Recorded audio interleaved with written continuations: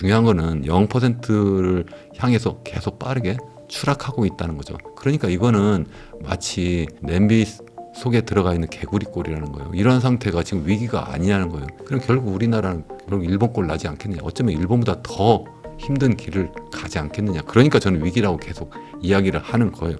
제가 이렇게 말씀드렸는데 그래도 이해가 안 된다면 순전히 제 탓입니다. 이게 위기 아닌가요?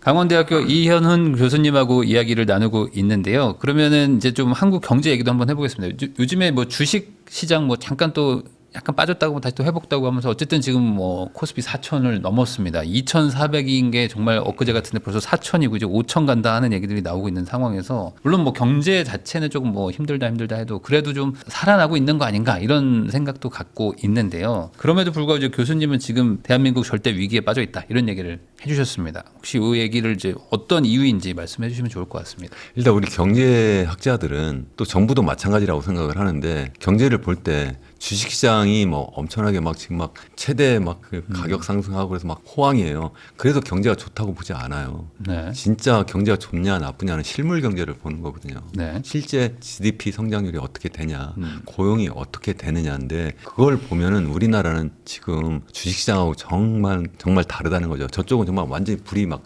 뜨겁게 막 끓어오르고 있는데 이쪽은 지금 완전히 냉골인 거예요. 이게 어떻게 그 주식시장만 바라보면서 아 우리나라는 정말 좋네요. 잘 되고 있어요. 이렇게 말할 수가 있어요.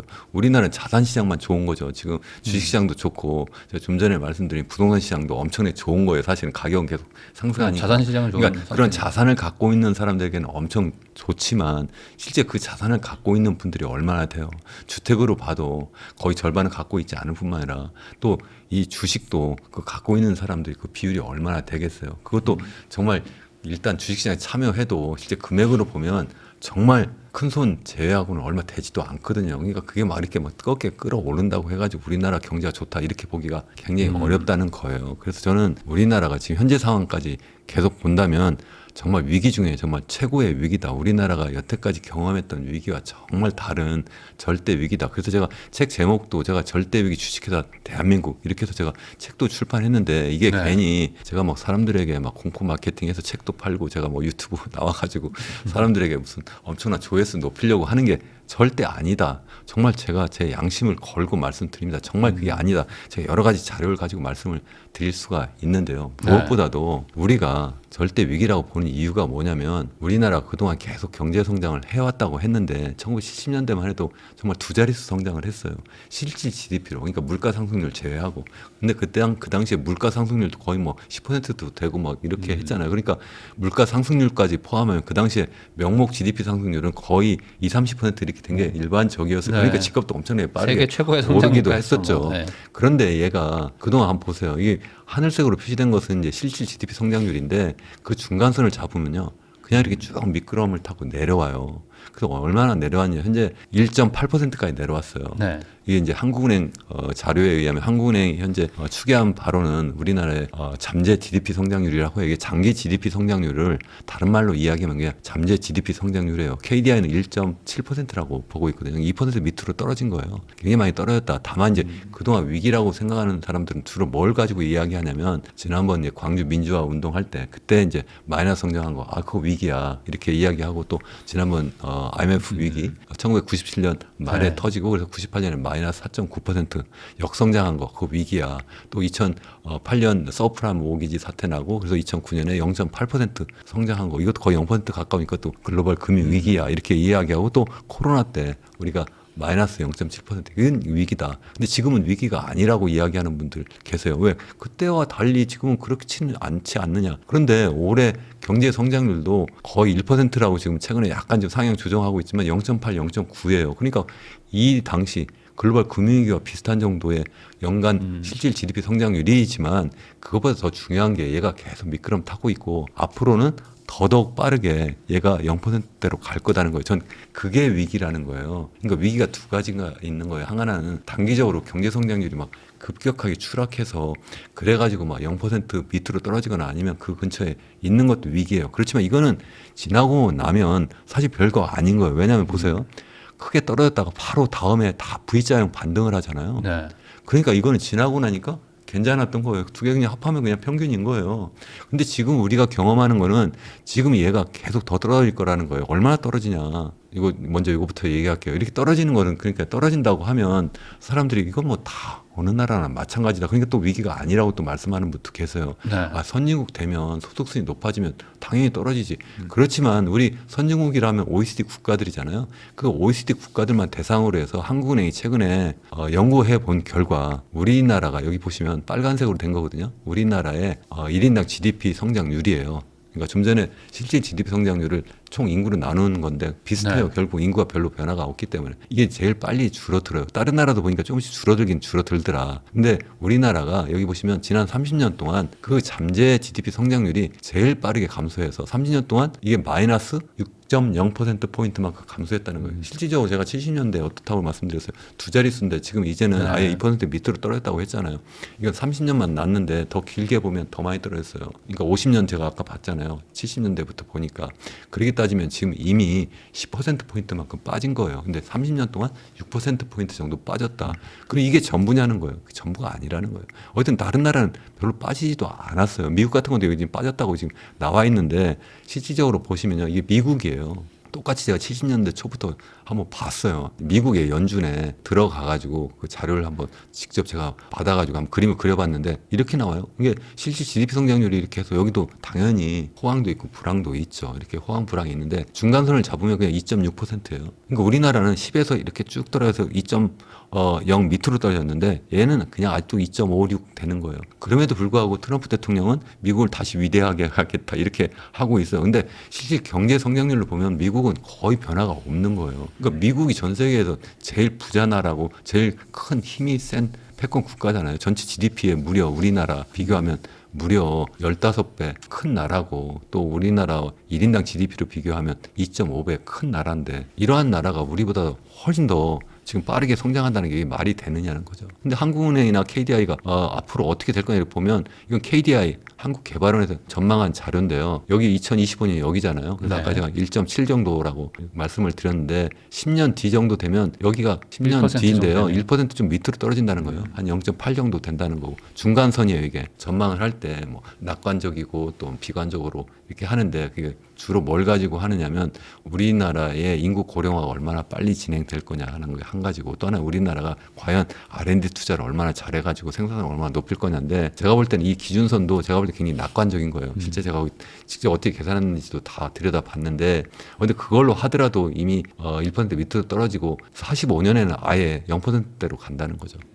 그러니까 이거는 일본의 잃어버린 30년의 길을 지금 이미 들어가고 있는 거예요. 이게 정말 심각하지 않느냐 저는 그런 말씀을 드리는 거고 한국은행도 비슷한 연구 보고서를 낸 적이 있어요. 그래서 지난해 초에 똑같아요. 여기도 똑같아요. 여기 30년 중반 되면 1% 밑으로 떨어지고 40년 중반 되면 또 0% 밑으로 떨어진다 이렇게 했는데 이게 너무 심하다 이렇게 봤는지 2024년 지난해 네. 12월에 나온 자료는 그보다는 약간 완만하게 떨어진다 이렇게 하고 있어요. 그래도 얼마나 떨어지냐 1.8이라고 아까 말씀드렸잖아요. 올해 매년 0.1%포인트씩 계속 빠져요. 그래서 이게 지금 얼마나 빠지는지 보세요. 지금 5년 뒤에는 이제 현재 지금 5년 동안 앞으로 5년 동안 1.8이라는 게 아니라 계속 조금씩 줄어든다는 이야기예요. 그러다 5년 뒤에는 1.3까지가 다시 또 5년 또 떨어지면 또 계속 빠질 거라는 건데 여기는 완만하게 빠질 거라고 보는데 이건 지나치게 제가 볼 때는 낙관적이라고 생각을 해요. 중요한 거는 0%를 향해서 계속 빠르게 추락하고 있다는 거죠. 그러니까 이거는 마치 지금 덮여져 가고 있는 냄비 속에 들어가 있는 개구리꼴이라는 거예요. 이런 상태가 지금 위기가 아니냐는 거예요. 차라리 예전에 IMF 위기나 글로벌 금융 위기는 그냥 내가 건강할 때 젊을 때 그냥 가다가 교통사고 당했거나 아니 코로나 내가 감염돼 가지고 병원에 갑자기 입원한 거예요. 그 정도는 그냥 단기적으로 입원했을 때 번쩍 일어나서 다시 또 예전처럼 정상인으로 살 수가 있잖아요. 지금 이거는 그게 아니라 우리나라가 너무 빨리 늙어가고 있고 거기에다가 당뇨병 걸렸는데 당뇨병이 완전 합병증까지 돼가지고 완전 고혈압에다 콜레스테롤 높아요. 그런데 의사가 있는데 의사가 우리나라 정부고 우리나라의 정치인이에요. 근데 우리나라 지금 딱 보니까 이거 뭐 별로 위기 아니네. 그냥 계속 앞으로도 계속 이렇게 사세요. 그냥 지금처럼 사세요. 이러면 어떻게 되겠느냐는 거예요. 그럼 결국 우리나라는 결국 일본 꼴 나지 않겠느냐. 어쩌면 일본보다 더 힘든 길을 가지 않겠느냐. 그러니까 저는 위기라고 계속 이야기를 하는 거예요. 제가 이렇게 말씀드렸는데 그래도 이해가 안 된다면 순전히 제 탓입니다.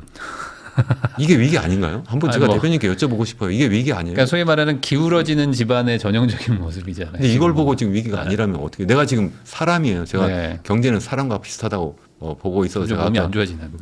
제가 몸이 아파진 그러한 이야기를 제가 비유로 말씀을 드렸는데 과연 어떤 게 더 심각한 위기예요? 코로나 걸리고 내가 교통사고 당한 게 위기가 심각한 거예요? 아니면 제가 지금 막 조로증 걸리고 막 당뇨병 걸리고 합병증 걸려가지고 빌빌 거리는데 거기다 술 담배 먹고 내가 병원 찾아갔더니 의사는 아직 괜찮아요. 몰핀 주사나 맞으세요. 그게 바로 뭐냐?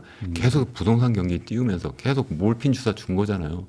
그러니까 사람들이 그래 부동산 경기 또 띄우고 그러니까 집값 올라가고 그래서 가계부채는 계속 늘어나고 그게 바로 합병증인 거예요. 그래가지고 우리나라가 지금 이 모양 이 꼴이다. 저는 그렇게 보는 겁니다. 그러다 보니까 우리나라가 전 세계에서 인구 고령화가 제일 빠른 거고 그래서 45년이 굉장히 중요하다고 말씀드렸는데 이때가 이제 0% 밑으로 떨어진다고 했는데 이때 되면 일본보다 우리나라가 더 늙은 나라예요. 어떻게 이렇게 될 수가 있느냐는 거죠. 이걸 어떻게 내버려 두는 거냐는 거예요. 저는 어떻게 정부가 아니면 정치인들이 어떻게 이걸 내버려 둘 수가 있느냐.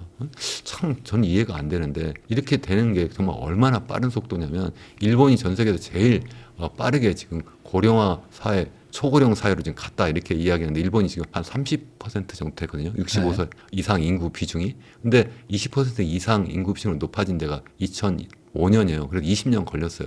근데 우리나라 보세요. 이게 지금 그 뒤에 20년이 흘렀는데 그래서 10%포인트 더 올랐는데 지금 우리나라가 지난해 말 기준으로 한 20%까지 높아졌어요. 근데 이게 14%에서 20으로 넘어가는 게 일본은 11년 걸렸는데 우리는 6년밖에 안 걸렸어요.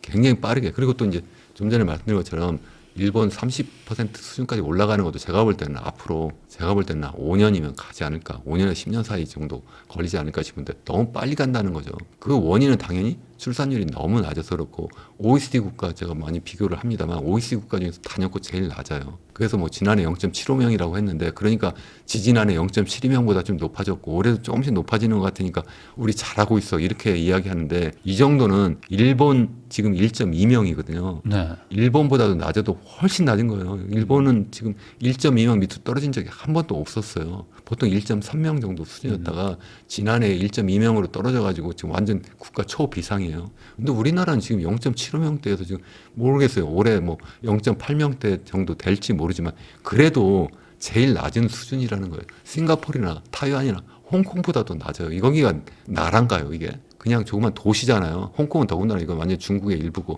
홍콩이 우리나라랑 비슷하게 0.72명 정도 됐어요. 2023년에. 나머지 하다못해 싱가포르조차도 그 조그만 도시에 사는데도 그 얼마나 열악해요, 살기가. 그래도 0.94명이에요. 거기가 우리보다 소득 수준도 훨씬 더 높고 좁은 땅덩어리 그 많은 사람이 모여 살아도 0.94명이에요. 근데 우리나라는 훨씬 더 그보다는 조건이 좋은데도 불구하고 왜 이렇게 출산율이 낮으냐. 이것은 결국 우리가 만들어낸 거지. 젊은 사람들이 그냥 아기 낳지 않고 싶어서 그래요? 아니에요. 아기를 낳지 못하니까 그런 거거든요. 그래서 그런 상황을 바꿔줘야 된다 저는 그런 생각을 하는 거죠. 그 중요한 이유가 제가 볼 때 집값 때문에 그렇다. 그러니까 우리가 보통 출산율 왜 이렇게 낮을까 뭐 여러 가지 이제 연구 보고서 나왔는데요. 제가 볼 때 크게 네 가지예요. 첫 번째는 일자리가 없어요. 네. 일자리가 없어요. 정말 대학 졸업해가지고 우리 때나 아니면 우리 대표님도 마찬가지일 텐데 대학 졸업하면 뭐 쉽게 일자리 잡지 않았어요. 몇 군데 골라갔어요. 요즘 얘기하는 대기업을. 그때는 내가 공부 잘해서가 아니라 그냥 우리나라가 빠르게 성장하고 또 실제 이 기업들이 계속 확대 재생산하면서 계속 일자리를 만들어냈기 때문에 그래요. 이제는 지금 경제 성장률이 이렇게 빠르게 추락하고 있고 더군다나 우리나라 기업들이 그나마 좀 벌어들여도 그거 가지고 다 외국으로 도망가고 있잖아요. 더군다나 최근에 지금 3,500억 달러만큼 또 추가적으로 미국에 투자하기로 한다. 이렇게 지금 양국 간에 한미 간에 지금 무역 협상이 타결되었다 이렇게 이야기를 하는데 그게 좋은 소식이 아니라 그만큼 또 추가적으로 일자리가 빠져나가는 거니까 계속 일자리가 더 없어질 거다. 그러니까 젊은이들이 취업 재수하고 삼수하고 또 엔잡 뛰고 뭐 이렇게 하는데 어떻게 결혼을 해요? 결혼 못 하죠. 운이 좋아서 일자리 잡았어요. 그런데 그놈의 일자리가 다 서울이나 아니면 다 수도권인데 그러니까 서울 수도권으로 와 보니까 집값은 이미 완전 하늘 꼭대기로 올라갔어요. 전 세계 국가 중에 제일 비싸요. 실제 여기 보시면 서울이 지금 소득 대비 27배인데 그 위에 있는 나라는 이게 다 저개발 국가예요. 아디스아바바 여기 왜 이리 높으냐. 이거는 거기도 잘 사는 사람도 있을 거 아닙니까? 근데 이게 뭐냐면 90제곱미터 기준으로 주택을 이제 딱 비교를 한 거예요. 그 소득 대비로 그 도시에 사는 사람들의 평균 가계 소득으로 나눠준 거예요. 그리고 나눠줘 보니까 거기는 56배 정도 되는데 우리나라는 27배 되더라. 나머지 도시들이 다 뭐냐면 중국 도시예요. 대부분 중국이나 아니면 정말 열악한, 그러니까 추가적으로 어떻게 주택 공급을 할 수 있는 그러한 경제력이 안 되는 나라들이 대부분 이렇게 PIR이 높은데 우리나라가 여기에 붙어 있는 거예요. 근데 선진국이라는 데는 다 대부분 낮아요. 이렇게 선진국 도시는 낮다. 하다못해 싱가포르 그 열악한데도 22.4라고 돼 있는데 이것도 제가 볼 때는 전체를 묶어서 그렇고 거기 공공주택이 거의 지금 80% 이상이거든요. 그리고 나머지 민영주택이 20%인데 그것 때문에 지금 평균적으로 지금 높아진 걸로 보이는 거지. 실제 공공주택 거기에 사는 사람들, 거기에 싱가포르 시민들은 거의 90%가 민영주택에서 사는 것이 아니라 다 공공주택에서 살아요. 그것도 자가주택에서 살아요. 그 사람들한테 이게 높지도 않아요. 그러니까 아까 말씀드린 것처럼 그 출산율이 우리보다 높을 수밖에 없는데, 그러니까 제가 드리는 말씀은 일자리도 우리나라는 없고 더군다나 거기다 주택가격이 너무나 비싸니까 젊은이가 도대체 결혼하고 아이를 낳을 수 있는 입장이 되지 못한다. 거기에다가 이제 추가적으로 뭐 교육비는 또 제일 비싸잖아요. 또 우리나라가. 네. 그러니까 또 아이 낳으면 거기에다가 또 돈을 엄청나게 써야 되니까 내가 어떻게 아이를 낳고 내가 키울 수 있겠느냐 이렇게 생각을 하고, 또 여성의 입장에서 생각하면 옛날보다도 훨씬 더 교육도 많이 받고 이러다 보니까는 당연히 같이 나도 일하고 싶고 나도 성취를 하고 싶은데 나는 그냥 집에서 아이 낳고 키워라 이렇게 할 수 있어요? 못하죠. 그러니까 그런 문제 다 한 네 가지 정도 되는데 가장 중요한 것 중에 하나 뽑으라 이렇게 하면 전 주택이라고 생각하는 편이에요. 그 말씀하신 것처럼 이 높은 집값은 그 거래세는 높고 보유세가 낮은 그 세제 문제도 있을까요? 그것도? 그게 제일 중요한 핵심이죠. 그것 때문에 사람들이 다 그냥 집을 사면 그러면 집값이 올라가도 내가 세금을 많이 내지 않으니까, 그러니까 뭐 내가 이게 제일 좋은 투자 수단이다 이렇게 생각을 하는 거죠. 그러니까 사람들이, 우리나라가 기본적으로 우리 평균적인 가계가 갖고 있는 자산을 보면 70% 내지 80%가 다 부동산이라고 하잖아요. 네. 왜요? 다른 뭐 주택이나 그러한 부동산 자산 말고 뭐 주식이나 아니면 또 다른 뭐 예금이나 이런 쪽에 투자를 한다는 것은 상대적으로 내 기회 투자 이익이 더 적다고 생각하는 거죠. 그 기대 투자 이익이라고 하는 것은 세금을 낸 다음까지도 다 생각을 해서 그렇다는 말씀인데, 우리나라 보유세가 너무 낮으니까 이제 그런 문제가 있다 이제 저는 생각을 하고 있는 거죠. 그러다 보니까 사람들이 자꾸 이제 집을 서로 살려고 하고, 그러다 보니까 주택 가격이 올라가고, 그 가운데에서 그것도 정부가 계속 그걸 부추겼잖아요. 지난번 특례 보금자리론 신생아 특례에 주해가지고 매년 제 기억에는 한 40조씩 돈을 풀었는데, 네. 풀었다는 게 뭐예요? 젊은 사람들을 도와주는 게 아니라 그만큼 그 돈이 다 주택시장에 들어간 거니까 그만큼 주택 가격이 올라간 거고, 그 젊은 사람들을, 그러니까 그 당시 그걸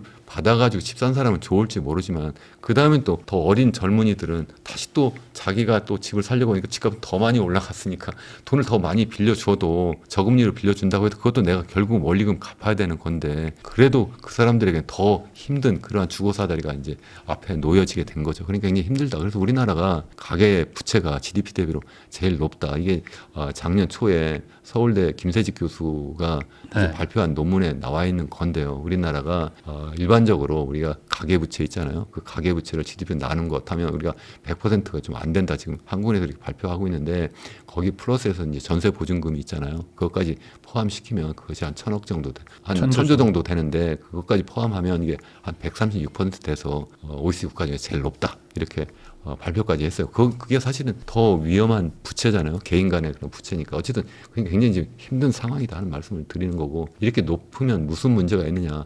일본이 1990년에 버블이 꺼질 때, 부동산 버블 꺼지고 주식시장 버블이 꺼질 때, 그때 당시에 가계부채 비율이 GDP 대비로 70%가 안 됐어요. 한 68% 정도 됐고, 미국이 서브프라임 모기지 사태가 나서 주택시장이 완전히 폭락할 때, 그때 가계부채 비율이 99% 정도 됐어요. 근데 우리나라는 그보다 더 높다는 거죠. 그러니까 정말 심각하다. 실제 이게 한국은행 자료인데요.